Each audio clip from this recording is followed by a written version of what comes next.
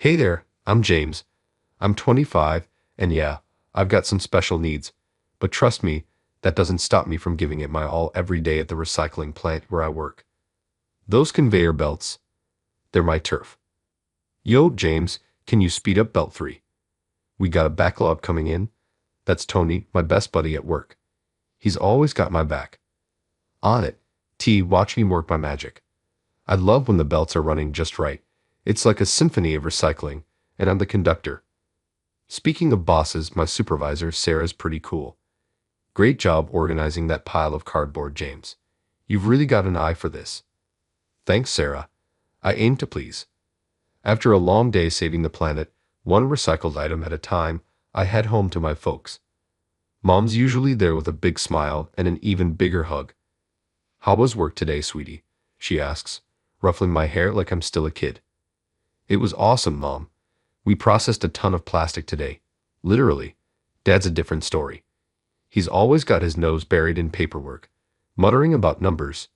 Robert, put those papers down and say hello to your son, Mom scolds, giving him the look. Oh, hey James, Dad says, barely glancing up. Good day at work. Yeah, Dad, it was great. I try not to let it get to me, but sometimes I wonder if he really sees me. At least I have my little sister, Emily.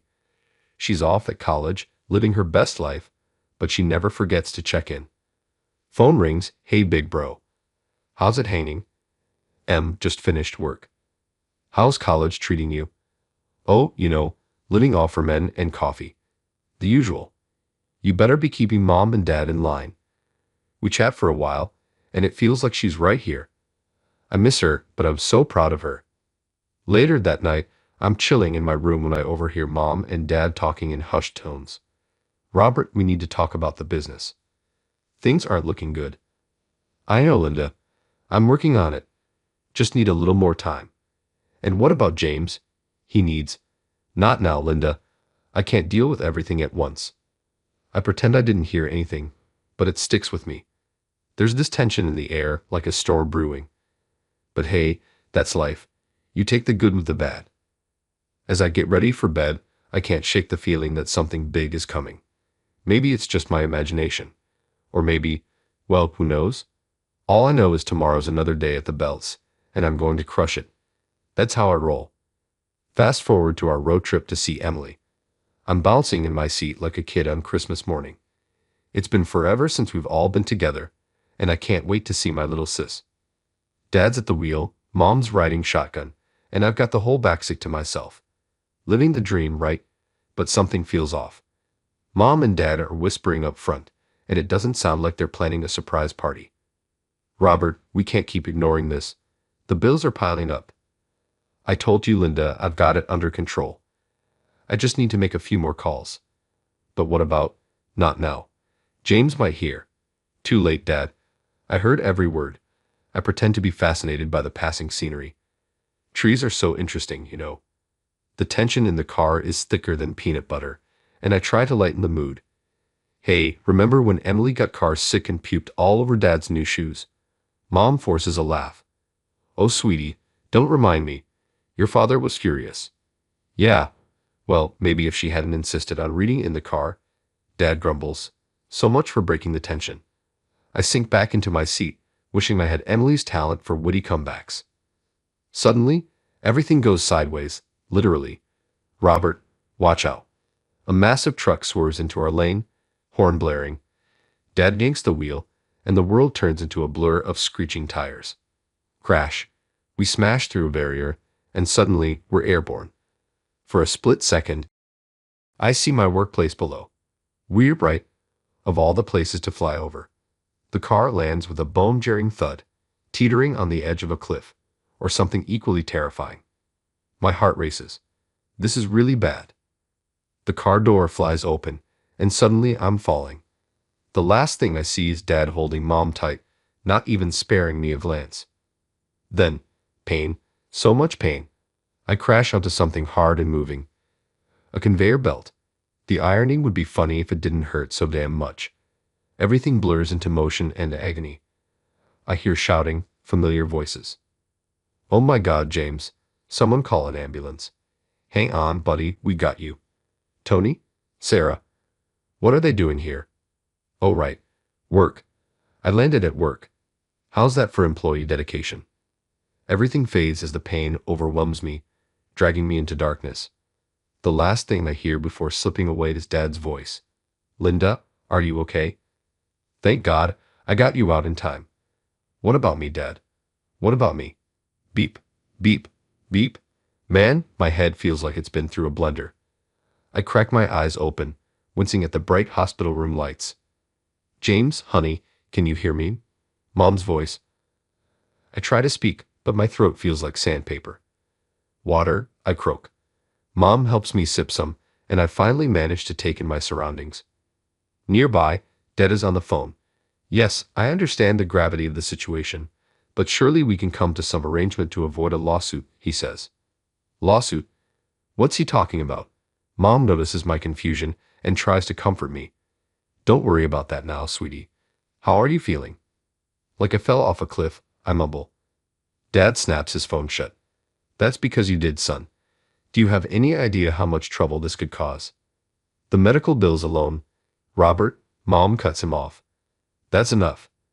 The days blur together. Doctors, nurses, endless tests. Through it all, one thing becomes clear. Dad is more worried about money than about me. One night, I pretend to be asleep and overhear my parents talking outside my room. We can't keep this up, Robert. The embezzlement, the gambling, it's destroying our family, Mom says.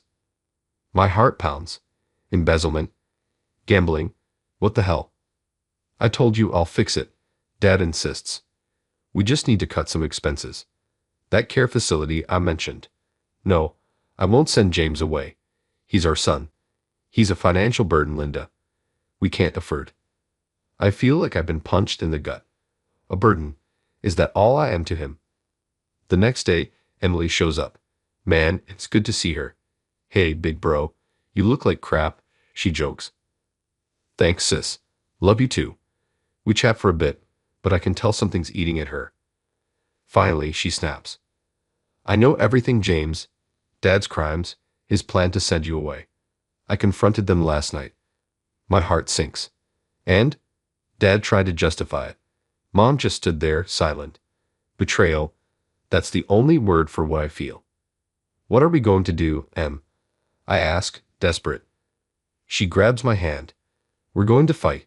You and me against the world, just like when we were kids. For the first time since the accident, I feel a spark of hope. As the weeks pass and I push myself in physical therapy, that spark grows. I work harder than ever, teeth gritted against the pain. The nurses and therapists are impressed, but I'm not doing this for them. I'm doing it for me. One day, as I'm struggling through exercises, I hear Dad talking to my doctor. So, about that care facility. That's it. I've had enough. No, I say, loud enough for them to hear. Dad turns, startled. James, you don't understand. I understand plenty. I cut him off. I'm not going anywhere. This is my life and I'm taking control of it. Starting now. The look on his face. Priceless. But this is just the beginning.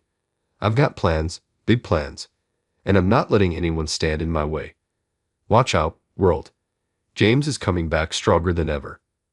Physical therapy is brutal, but I'm relentless. Every day, I push harder, fight through the pain, and prove everyone wrong. Finally, the day comes when I'm cleared to return to work. James, man, it's good to have you back. Tony grins, giving me a hearty slap on the back. Sarah's there too, beaming. We've missed you around here, she says. How are you feeling?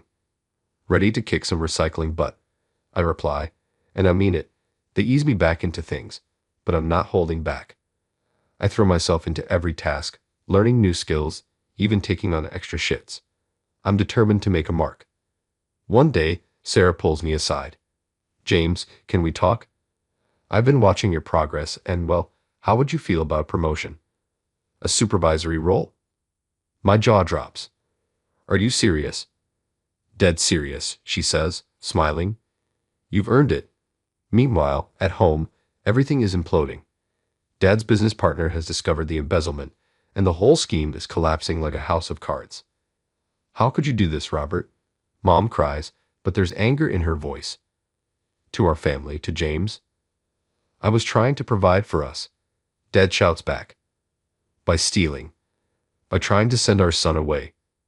I try to stay out of it, but Emily is on the warpath. She's found me a lawyer, a real shark. We're going after him for everything, James. The accident, the attempted abandonment, all of it. Part of me wants to say no, to be the bigger person. But then I remember that day, the cliff, Dad reaching for Mom and not me. I remember financial burden. Do it, I tell her. The case doesn't even make it to court. Dad goes down for embezzlement, and his lawyer advises him to settle everything else. It's enough for me to get my own place and start fresh. Moving day arrives, and Mom is there, helping me pack. There are tears in her eyes. I'm so proud of you, sweetie, and I'm so sorry. I hug her tight. It's okay, Mom. We're going to be okay. My new apartment isn't much, but it's mine. All mine. That night, after everyone has left, I stand on my small balcony, looking out at the city. My city. My life. My phone buzzes. It's Emily. How's the new place, big bro? It's perfect, Em. Everything's perfect. And for the first time in my life, I really mean it. I'm not just the guy with special needs anymore. I'm James, supervisor, apartment dweller, survivor. I'm free. The story has ended, but now I have a question for you. If you were in my shoes, could you ever forgive a parent who saw you as a burden and chose to save someone else in a life or death situation? What would it take for you to consider reconciliation? Drop your thoughts in the comments below.